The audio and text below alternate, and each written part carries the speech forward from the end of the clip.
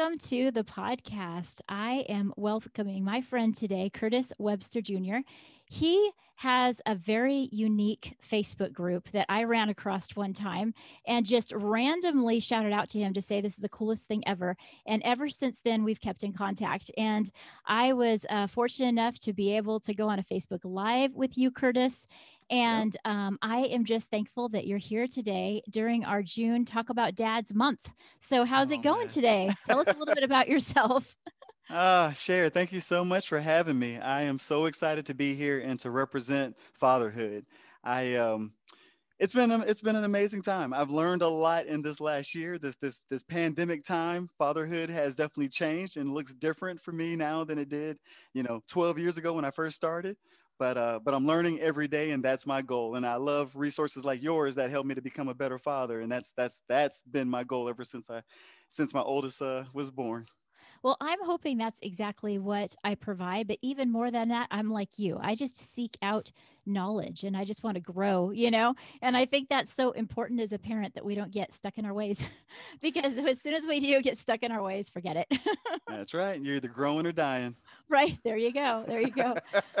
I kind of think that speaking of families, the first thing that I like to speak to as a father is, I mean, we'll learn about your group and stuff, but first, kind of tell us a little bit about your family. What's your Yeah. family makeup, and how many kids do you have? All that good stuff. Yeah, no, most definitely. So once again, thank you for having me, Curtis Webster Jr. I have an amazing wife. She works over in the emergency room at the local hospital here in Raleigh. We have three amazing daughters. I call them three divas. So 12, 8, and 6. Mm. Actually, by the time this comes out, she'll be 6. So Oh, three young girls, middle school and elementary school, and man, if y'all see the gray on my chin, I tell you got everybody your that's hands full. I have my hands full. And it's so interesting because I come from a family of guys. As a matter of fact, No way. my 12-year-old, she was the first girl born on the Webster side of my family Aw, in over 30 years. how sweet is that? Yeah. So I have two brothers. Like I said, I have a bunch of cousins, male cousins, a bunch of uncles, and then my daughter. Here we go. And then I'm thinking I'm gonna have I'm Curtis Webster Jr. I'm thinking I'm gonna have a Curtis the third. Oh yeah, And that didn't ain't happen. gonna happen. Instead, I got three girls, which is totally a blessing. That's the way it was meant to be, right? That's right. I have three girls as well. I know it's like you kind of have the back of your mind. I wonder if a boy's going to come. Nope, Yeah. it's a Yeah. girl. No. No. And we might adopt or foster down the line, and we've always talked about that. Oh, But that's but no, beautiful. we're so excited about our girls, and they have definitely taught me a lot of things. And so words like communication, words like patience, For words like sure. man cave. Yeah, We're words all, like hormones yes. coming Oh man. Oh yes. Every day is a different experience. up, especially with your 12-year-old. Yes. Yes. So I have to ask though, was there some kind of crazy celebration when a girl did pop out on your side of the family? Like, what? Was there like, I have never been around so much pink in all my life. Pink and purple. Actually, my middle child, Hannah, she loves green, which is oh, so cool. goodness, So now we're getting into some of the other colors. But other yeah, the shades? family. Not only was it the first girl in like 30 years, but also was the first grandchild Oh, on my on lordy. both Oh, sides. no. Oh yeah. Oh yeah. So down here in the basement, so many toys, so many clothes that we've been able to pass down through the years Yep. through all the kids, which is nice. My oldest was also the first, and it was hilarious. It was like there were more people in the hospital that, all they couldn't fit around the window. They couldn't fit. They were all just so excited. Most of them beat me because I got induced. Most of them beat me to the hospital, and they Oh were wow. literally waiting for me like it was a welcome party. I'm like, Yeah. what is going on here? I'm having a baby. This is See so that the excitement. they were so excited about a child See, coming into this world. it reminds me of what like my parents, the grandparents of the children will say, and it takes a community, and it's so Hmm. cool when the family can get that excited and can come around and help Yeah. with the children. So Well, yeah. what was your journey? I mean, do you remember when you just that first moment of becoming a father? What was Oh that man. like? So becoming a dad was crazy for me. I was and I always have worked full time. We got married at 20 Oh Lord, I'm trying to remember. See, we got married in 2005. We've been married now almost over 16 years. And then after getting married, we had our first child about 2 years later. Allison was right at the end of medical school. Oh, wow. So all the craziness of medical school, Oh, she's, no.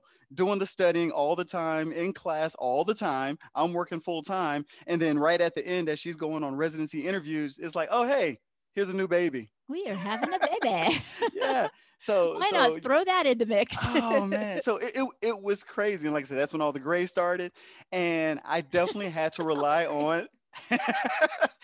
But that's when I definitely had to rely on the community and the folks all around. Yeah. My thankfully we were in North Carolina, so my dad and my stepmom were close, and like you said, they were right there in the hospital from the very beginning. So we had we had my family, my wife's family came down, and we have just learned a ton from all these folks all throughout the years. And as I've learned from your show, not all the advice was good advice. And so I Ah, remember early on when, we left from the hospital, folks would come and help out in those first few months because I needed all the help that I could get. Allison actually had more time off because she was able to move her schedule around than I did. okay. So listen, don't even get me started on paternity leave for fathers, but that Thank was a, you. yeah, that was a challenge. That wasn't a thing back then. I didn't It know. wasn't even a thing. I actually had to save up all my time, and so I was just taking vacation Mm-mm. days. Thankfully, I had saved them and never got sick. Yeah. But as the family started coming in, we had been reading all these books, and one of the hard conversations we had to have at the beginning was, we appreciate everything you did raising us, but we're choosing to raise our kids a little bit differently. Uh, I had to have that same one. We're like, okay, Oh here we yeah. Oh go. yeah. When you talk about, okay, we're gonna do a few of the organic things. We're gonna make some of our own food. We're not gonna add the formula and stuff early on. My wife wanted to exclusively breastfeed. And just, hey, well, we did you like this. Why They why have so not? many opinions. It's just funny. I mean, it is so hilarious how many opinions people feel like they need to inject on first-time parents, That's especially right. when you're young and it's the first kid. And I'm totally going back in time because I was right Oh there yeah. with you. I mean, it was to the point where I don't know why this is because I think my stepmom has learned her lesson, but she had the nerve to tell me that my name that I chose was not a good name. I mean, I told her I'm naming my daughter Cherish. That's her name. That's going to be her name. And that's that. There you go. No, I don't really know about your name. I'm like, this is the way we're starting out. Like, I Oh already man. chose it. Yes, it's already been done. No, we had some of those conversations too. Our Oh, our oldest is man. Sarai. Our first two kids actually have names that are biblical, and so but even that was an issue. It might be How hard for funny. people to say it or spell it, and it's like, yeah, but they'll Hopefully, figure they've it out. gotten used to the fact by now that you're going to do it your way. Yep. And that's the thing. And I would encourage, I imagine a lot of your readers aren't necessarily new parents, but at the same time, that whole idea of unwanted advice. People are always going to have those opinions to give to you. Yes. And we all have to learn how to either take those and be like, all right, thank you so much, and decide if we're going to use them or not, or let people know, hey, you know what, I appreciate it. Thank you, but no thanks. That is really hard to do. And while you guys are blending together as a family and then deciding how do we want our family to look, it sounds like it Yep. was important to both of you because, like you said, she wanted to make sure that she was nursing, and both of you guys had Yep. that vision together. That probably helped out a lot being unified through that time. Well, something you talk about on your podcast all the time, communication, Hmm. conversations that empower, right? Yeah. We talked early on before we even got pregnant. We had already picked out 4 different names. We already had and of course this is how specific we were. We were like, we're gonna have a boy, then a girl, then a boy, and then I like we That thought we could part, dictate the order man. and everything. So yes, we had a lot of things already kind of planned out. We had read all the different books, all the stuff you do when you're first time parents. Yeah. Yeah. Isn't that interesting? And how was your third? And then by the time it was the third, it was like, all right, we funny story. Actually, we were at a resort, and the lady there that was trying to sell us to buy into the resort and everything else, Yeah. she actually gave us the name that ended up being for our third daughter. So she actually said, Yes. "Oh, well, I've always loved the name McKenna," and we were You're like, like, "We that's like not that." bad. That's not a bad name at all.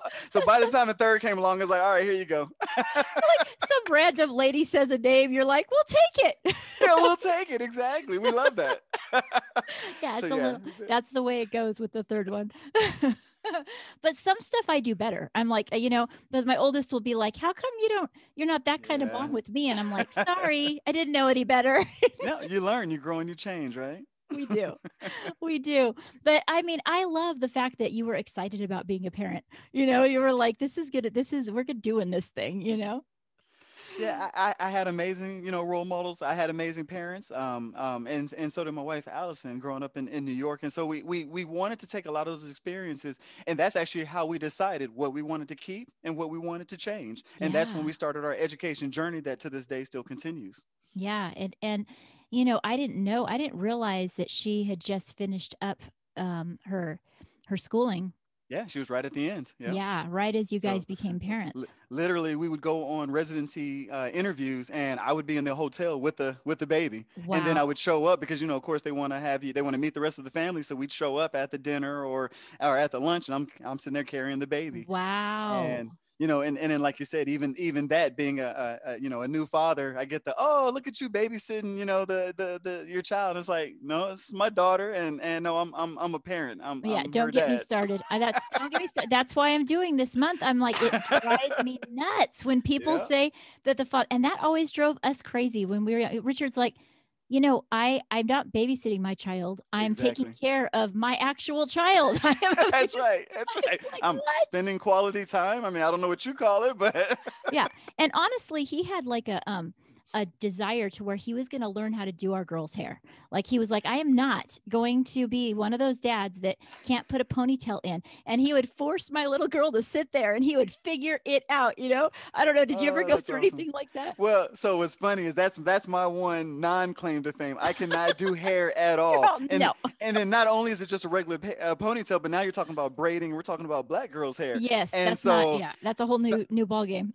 some of the guys in the group, they rose to that challenge, and they can do the styles and they can braid, and I mean, we're talking a multi-hour process. And Yes. no, I thankfully, like you talked about the third, Yeah. hey Sarai, come and do your little sister's Do hair. your sister's hair. If it's all cricket or whatever, who cares? Yeah, yeah. Just do it. Oh man, so that was my goal. I was like, you know what? I'm going to find the people in the community that can help with the hair, and then I'm going to empower them to Hey, do all the other kids. that is resourceful, right? It's called delegating. That's a We leadership principle. delegate the responsibilities. Right. That's great fatherhood. Delegate what you cannot do. That's exactly right. That is actually one of my big tips. Outsource stuff. Stop trying to be the superhero, especially Oh, as men. As men and as dads, and even you see my logo for Dads Married to Doctors. that's I saying a have the lot when you have a Superman logo crest. of a superhero. So yeah, you better explain that. I don't No, know. that was the thing. It was the whole idea of wanting to be the super dad, but I very quickly realized, especially as we were finishing up residency, we had a kid every step of the way. So in medical school and then in residency, which was 3 years, we Mm-mm. went to a brand new location, upstate New York, no friends, no family, had to learn everything from scratch. Then we finished Wow. up, moved back to North Carolina, but to a whole new side of town, and had another baby. And so you throw in a whole new income, you throw in 6 figures worth of debt, and Right. then we have 3 different kids. And I'm like, I want to be the super dad, I want to be the superhero, but I've got to find a community of guys, of dads that are in life where I want to be and can help me to figure out how to live what we now call this DMD lifestyle. Well, tell us more about that. Let's lean into that. How did that all come about? When did you Yeah. see that there was a need and how did you step into the role that you're in now? So no, I appreciate the opportunity. So that was 2013 when we came back to North Carolina, and like I said, I literally felt like I was drowning. Mm. I always joke about the gray, but I literally felt like I was in over my head. We had the older two that were at that point, I think, whatever, 5 and 6 and under, then a brand new baby, and I'm like, okay, come on, I'm about to go back to work. Allison started her new job. I realized, and that was probably one of my saving graces. A lot of the guys that I would talk to prior to all of this, we would, and guys typically get their information or get their help from their three best friends at the bar, Jack, Jim, and Jose. Oh no. That's typically where a lot of the counsel comes from. And I was like, you know what? No, no, no. I need to lean into folks that can actually give me insight on how to do this better, because I want to be the best dad, I want to be the best husband, and I want to be the best man that I can be, because especially having three daughters, I need to set that example, and I need to be that picture of what male interaction will look like as What do these you girls think grow up. was how, I mean, just to interrupt you for a minute, like Yeah, no. what do you think instilled that within you so strongly that you had that strong desire not to go with the status quo in that way? Yeah, I think going through this, I've always, loved to read books, listen to podcasts. And I think just realizing that there's so much to learn, and that this world is crazy, and Mm-hmm. we have a short window of time, 18 years, to instill, values and things into our kids. My On my mom's side of the family, we've had family reunions that date back to over 65 years. Oh my And goodness. so legacy and family has always been one of those things that's huge for me. So actually, when my oldest, when we got pregnant, um, I sat down and I took our last name, and I did a word with each letter of our last name. And so now Oh, we have this Webster legacy, the Webster name that's up at the top of the stairs. that's And beautiful. and most nights before bed, I would sit there and go through each letter with the girls and say, "You're a Webster. This is who you are, and you need to always remember, because the world might try and tell you something different." Mm-hmm. Wow. And so let's go back to where you were in your story then. Yeah. You were overwhelmed. You you knew you needed support. And then what, and then how did it continue to develop? Yeah, so we were building a brand new house. We knew we needed to change out the cars. Which car, what car can handle three car seats side by side in the back Right. row? Stuff Oh, like that. Lordy. And I couldn't find the answers that I was looking for. Mhm. I knew a few other dads that were married to doctors, but there was only a few here and there. So I said, let me look online, and I could not find any organizations at that point. So Wow. 2014, I went on to Facebook and I clicked that create button, and Dads Married to Doctors, the Facebook group, was born. We started with Wow. 10 guys, then it was 50 guys, and then next thing you know, it's 100, and then 500. And in those first 6 months or so, when we hit about 500 guys, I was like, wow, I'm not the only one, and there's so many other people out here that actually get it. Yes. Yeah. I mean, and that right there is such evidence that there are people doing the same search as you were and wanting to have a place that they can share those same qualities. Is that, I mean, it just attracted people that were the same type of caliber that you were looking for, huh? That's exactly right, and especially being so niche, so having such a Yes. specific group, being a dad Mm. married to a physician, Who and would this is think that it would global. grow like that? That is Yeah. So wow. so now you fast forward 6 years later, we're over 4,000 dads in Wow. 25 countries around the world, and we grow by about 25 dads a month. That At this is point, and it's all wonderful. organic growth. Yeah. That's amazing. What kind of But things do you guys do? What is it that you've been able to provide, or is it just basic like chat and talk and hey, I'm dealing with this, or what? Or yeah, no, that's exactly right. When it started, and I tell people all the time, I started the group from a selfish perspective, because I wanted that group. I wanted to be able to bounce those questions off, yeah. and now it's grown to so much more. We have been Mm-hmm. able to do in-person gatherings. We were doing a once a year dad only retreat, which Oh this wow. was something I didn't even think about. But as a dad, you immediately lose your identity as a individual person. Yeah. And so, I used to go out and hang out with friends and hang out with the guys all the time. But once I got married, and then once the kids came along, all that stopped. And Mm-hmm. so one of the things that once the group started up, we were like, no, let's get out, Unity. let's go back and reconnect and have that community. We Yeah. do now, especially with COVID, we do virtual events. Yeah. We do things like how you mentioned earlier, bringing amazing guest speakers and experts in these different fields into the organization, so we can I learn was how to one be of better. those amazing speakers. One of those amazing experts, exactly. I mean, we still talk about your interview to this day, because parenting changes. It's a daily struggle, and it's a daily gift to be able to learn something new about our kids all the time, and Mm-hmm. learn how to do it better. But that's the thing, as the different needs arise, it's amazing to be able to have an organization where we can bring those resources to help the guys Wow. grow. That is, I mean, that's such an amazing tool, and it is so niche. But the people that are listening, if you are married to a doctor, and I suppose it would be any doctorate, like probably right now, you probably have not only people that are medical doctors. Well, so in this particular group, it's all physicians. It's all No MDs way. or There's that DOs. many? That's Yeah. blowing Oh, my yeah. mind. I was like, oh, the reason he has that many is because Oh, it's no, no. doctors in general. It's all Wow. specific to medical What doctors. Now we type of are things are unique about that that you guys think you talk about that other groups wouldn't? Now I'm getting curious. No, no, no. So it's funny you ask because early on I put it out to the guys. When we got to about 500, we had dads that were married to chiropractors. We had dads married to veterinarians, dads married to to nurses or NP, and that's Wow. actually one of the big debates. And they are all medical. They're all the family of healthcare is so crucial. One of the Uh-huh. things we talk about all the time is you don't see the whole nurse versus doctor debate Mhm. within DMD because we know they're all part of the team and every key is important. Every part of the team is important. I But cannot imagine some of the conversations you guys had with COVID hitting and stuff. I'm just like thinking now, like oh how yeah. rich and unique that conversation must have been. And see, and that's where the idea of having a niche specific group really came into play because you take something like COVID, you talk about frontline workers, you talk about some guys where their spouses literally were leaving their home and Mm. going up to New York to help, with all the craziness when it was in the hot spots in these different areas. Working with dads that were experiencing the grief because their spouse ended up dying from Wow. being exposed to COVID. Yeah. Dealing with their kids being sick, the whole routine The of fear, how can we be safe, the fear, the anxiety, Mhm. so many different things. And that's where we realize, what, having a very specific niche community is so key. And that's one of my key things that I would encourage everybody listening. If you don't already have a tribe, find your group, find your Yes. community. It's so Yeah. key. And reach out and just talk and communicate, Yeah, sometimes I'm guilty in the groups that I'll reach out to. It might be parenting, but it might just be that I need to connect to a group of women for one reason or another. exactly. Sometimes I'll just listen and sometimes I'll just glean, and that's if that's where you need to be, then that's where you need to be. And That's right. just read, and then you're encouraged. I'm sure your men are encouraged by what they hear from the other guys that say, oh, wait a Yeah. minute, I'm not alone in this, right?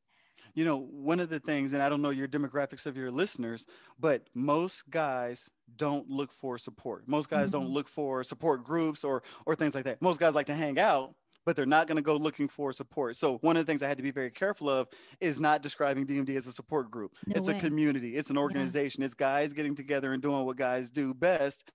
But oh, by the way, we're not just going to be the men's locker room. We're going to learn and we're going to grow and we're going to become better in the process. Oh yeah, and you say if anyone comes and hops and finds your Facebook, you're very bold about it. I mean, you Yeah. say right up there, which I don't have it up, but something about building better fatherhood, or what is it that That you that's right. have it in the From back, like celebrating fatherhood or something? What's that your that little tagline?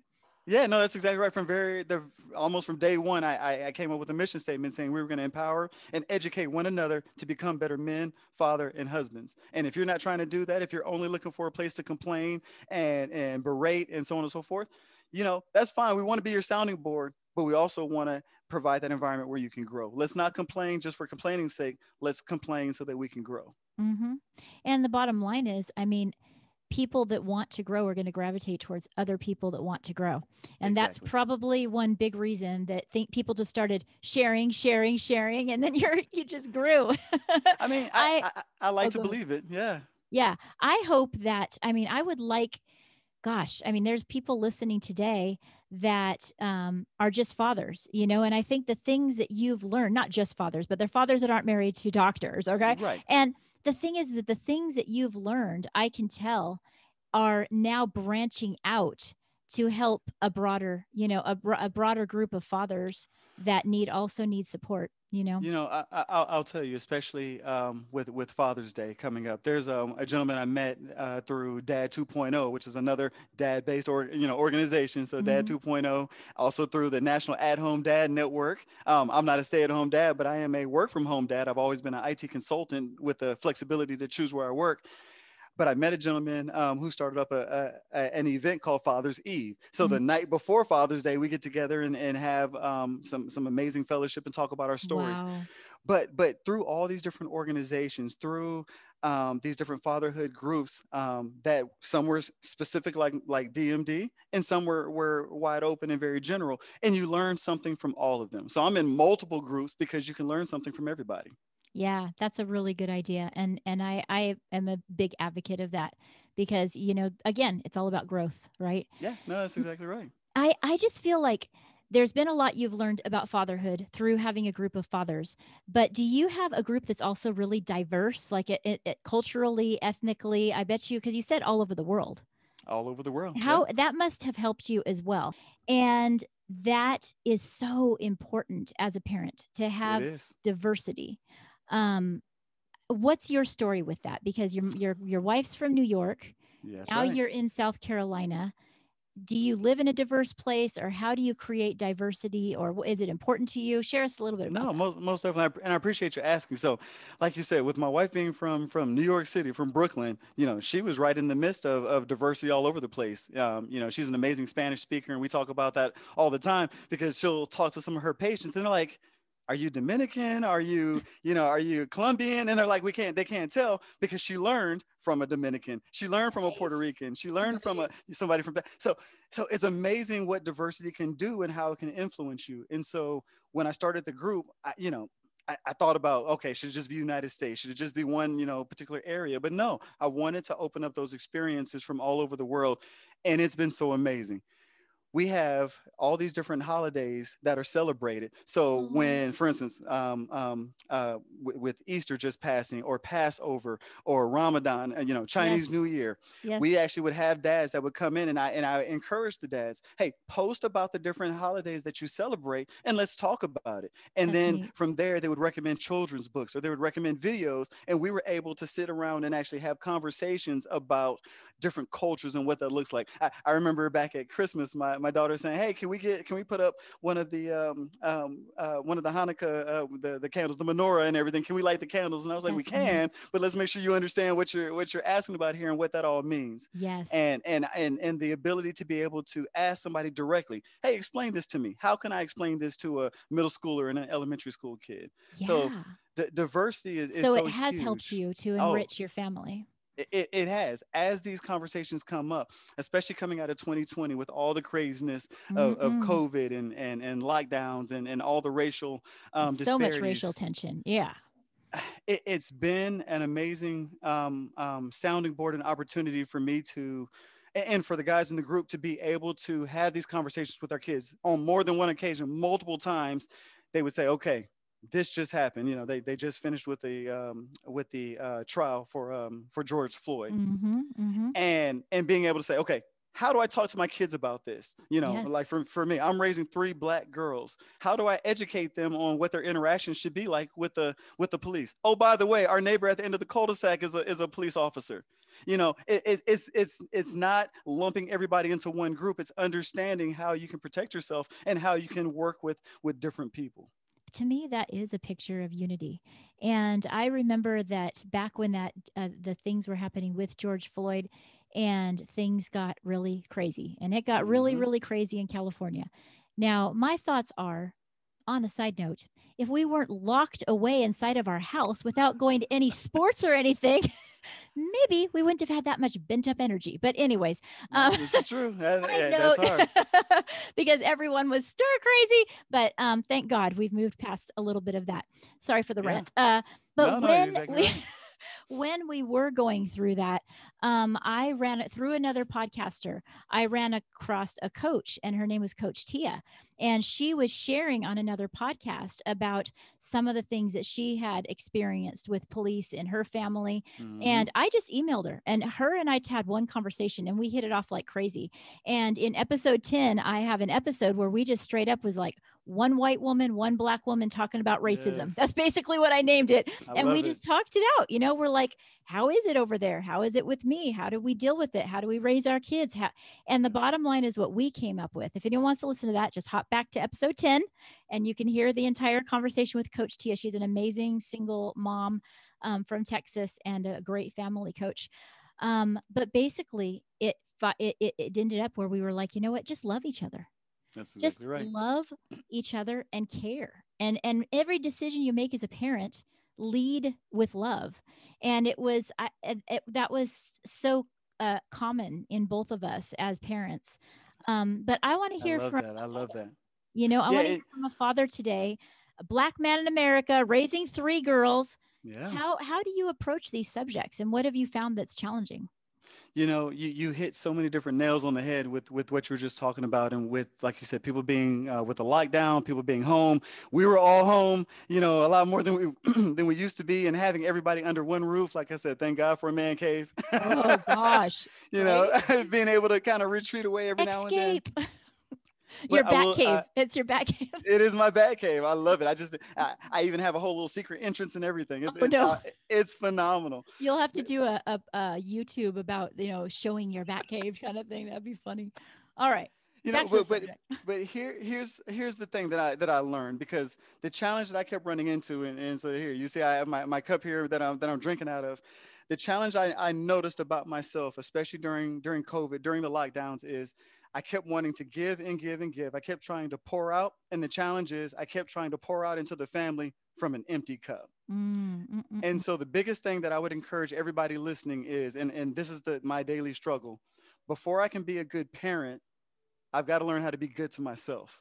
I've got to work on my own self-care. I've got to work on what completes me, what makes me feel good, what makes me feel better, and puts me in a better place. Because when I'm not in a good place, I'm not parenting from a good place. And that's when I would notice that every little thing would send me over the edge. You know, Right. I'd be yelling more. You know, we wouldn't be getting along like we'd want to. But when I can take a step back, when, my wife and I during the pandemic, we said, you know what? We got all these hotels around here. We got all these, built up Hilton points and Sheridan points. You know what? You go take a weekend and you go and stay in a hotel and get away from everybody. And then Yeah. I'll go, and the next month I'll go and take one, and let's get away so that we can come back better, so we can come back stronger. And so I would encourage everybody, work on your self-care, work on your own self, so that when you do come back to the family and to your spouse, you can be just that much better. That's an amazing message to fathers, because fathers feel a very strong sense of the need to provide and the need Yeah, to be everything they need to be. that's And right. I know many fathers that they feel defeated, but they don't talk about it much, but they feel it because are like, I'm giving, giving, giving. That's right. And I think one way, you just hit it straight on, is that one way that can be helped is by giving yourself permission to take Yes. care of yourself, right?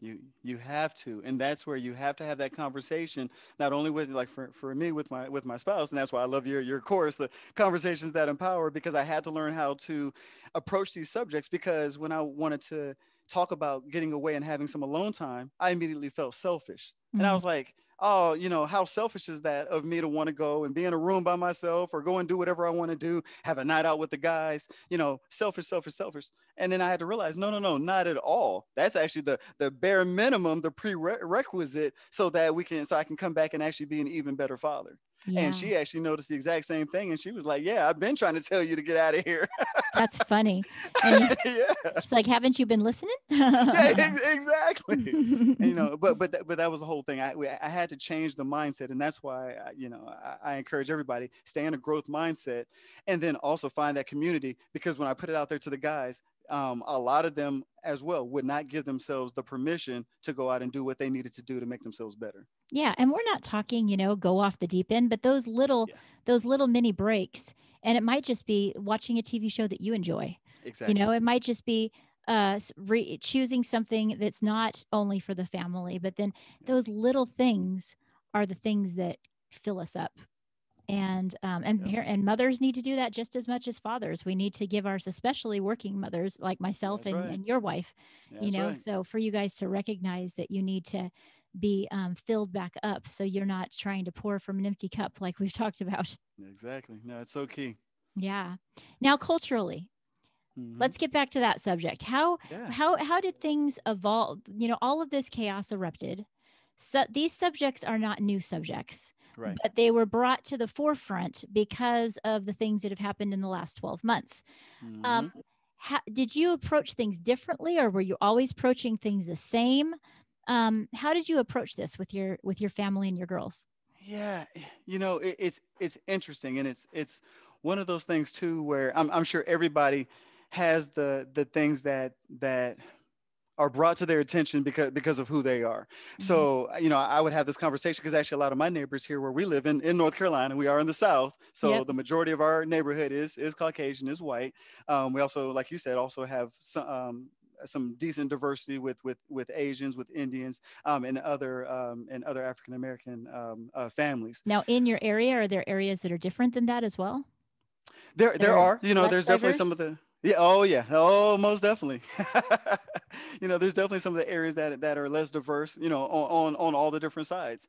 But I find that, being a black man in America, my radar is a little bit different than maybe other folks. I was out running the other day. I was dropping the girls off at their cheerleading class, and they were tumbling. And while they were in that, I was like, you know what? Let me work on this dad bod, and let me go out here and get a walk, get a run. And as I'm walking around, so I see a cop car down the way. I'm walking. Goodness. I was already about to turn the corner, and the next thing I know, I see him kind of looping around where I'm at. Didn't say anything, no bad interaction. I kept walking, but when I got back to the cheerleading place, I told some of the moms that were there because I was about the Because you only were the dad. dad. I was the Yeah. only dad that was there at that point in time. I have started to see that change some, but yeah, I was one of the dads in a sea of moms, and I told them about the interaction, and it just blew their minds because they never think They about don't what it means understand. when they Yeah. see a cop car Yeah. at the end of the street. Mm-hmm. If that cop car had come around for them, they wouldn't have thought twice about it. But No, I and but I I think had that, to. yeah, and I think that everybody has an awareness. They're aware. Awareness is not Right. a word, but they're Yeah, aware. awareness. Like, Yeah. oh, there's a cop. I better be on my best behavior. But that Yep. is not the same as saying, wait a minute, they might actually read me as a threat. That's exactly right. That's So the I difference. stopped running. I started walking, and then I then turn around and have these conversations with my daughters. And this is what's hard. We're talking about a 5-year-old, an 8-year-old, and a 12-year-old. And so being and having to explain to them that, you know what, you're going to have to think about situations a little bit differently solely because of the color of your skin. Now, don't Yeah. go in assuming that it's going to be No, negative and it's going to that's be a all these different fine things, line. That's a but you very have to fine be line. aware, especially as young black girls or as black women in America. You're going to have to, always be on guard. Yeah. Not only from all these other, potential threats, but just in general. Mm, It's almost like you got the whole deck, the whole deck stacked against you, and that's going back to your earlier question. I think that's one of the reasons why my wife and I felt early on we wanted to make sure the girls had a foundation, and an early understanding of who they are and whose they are, so that when these situations arise, they would have that internal fortitude to be strong. yes. Yeah, Have black they, girl magic. right. Then they need to own it. They need to own it. But I think you touched on something interesting, that is that it's a fine line, Yeah, because you don't want them to be paranoid about this subject. You want them to exactly. be strong. And that's a line that you've got to navigate gently with girls, especially. That's exactly right. And I wish I could say I figured it all out. But the great thing is that's the power of a community. I was able to go into the group and say, hey, you know what? This is the experience that just happened to me. How would you all handle this? Or Yeah. how would you explain this to your children? And that's where the guys were able to share some resources. Or we would actually do a call, a virtual call, and we would all sit around and we would talk just like this about, okay, this is what's going on. How can we Hmm. explain this to our families, and how can we share this? I As think a, the as a main. matter Oh, go ahead. No, I was just gonna say my actually my cousin, Sonia, and I'll send you the link. She actually wrote a couple of books, specifically for it. It said, "Daddy, did you hear the news?" And Oh, then, "Mommy, wow. did you hear the news?" And she actually wrote two books all about how young black kids can learn about. One book is about bullying and how to handle bullies, and she has a whole five letter acronym on how That's to handle bullies. And beautiful. then the other is about, if you do get into a situation with law enforcement, here's some of the things that you should remember and the ways that you should act. Oh my gosh, you have to send that to me Yeah, immediately. I'll send you the I'm link. that is really, really neat. But that is part of what's so important, is that we just talk. It's communication.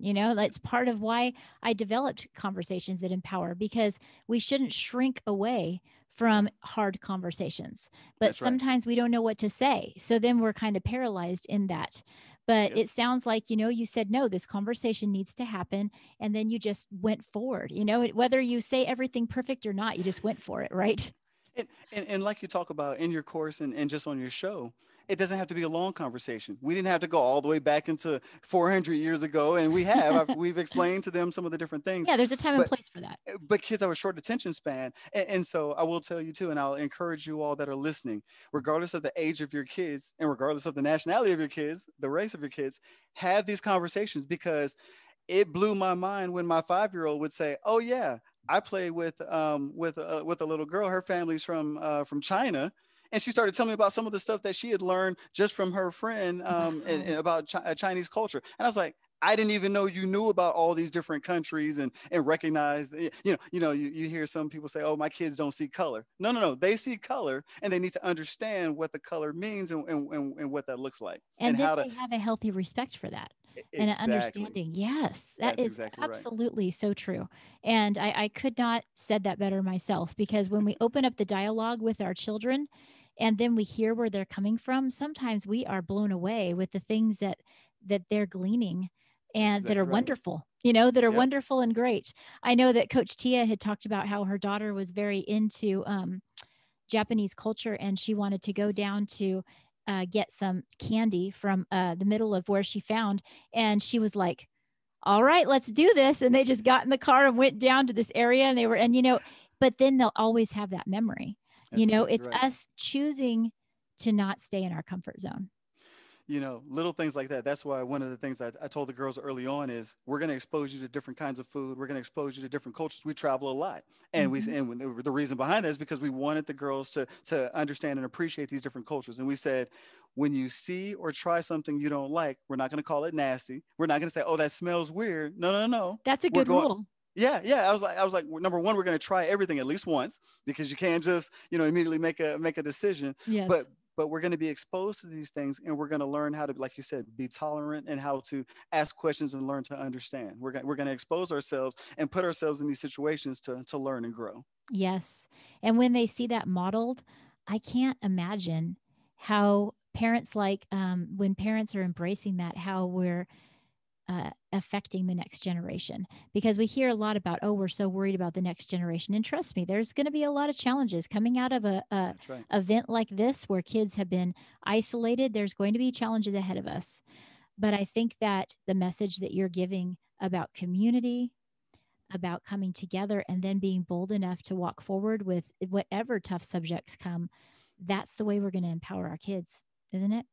I totally agree, and I appreciate that, and I think that's what we all need to make sure we're focusing on, is who we are and who we want our kids to become. I love how in your podcast you always talk about, adults in training. Yeah.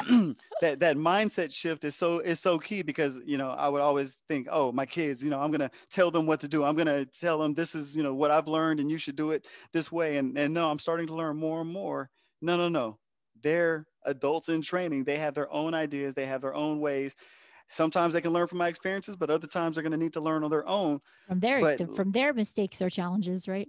yeah, and Yeah. what works out even better is if they can be involved in that process and feel like they have a say in that process, and then that will hopefully help to keep my 12-year-old from always trying to bug back and put and push back all the time. You never You know, know. You if you're lucky.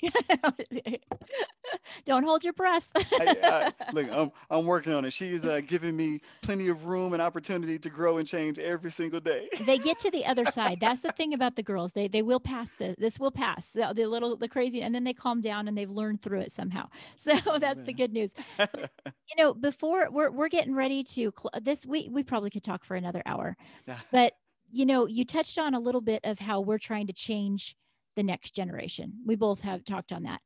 Is sometimes that means breaking away from traditions that our parents have held. And culturally, you must have had some amazing traditions and ways of parenting culturally that you've had to deal with if you're choosing the path that you're on now.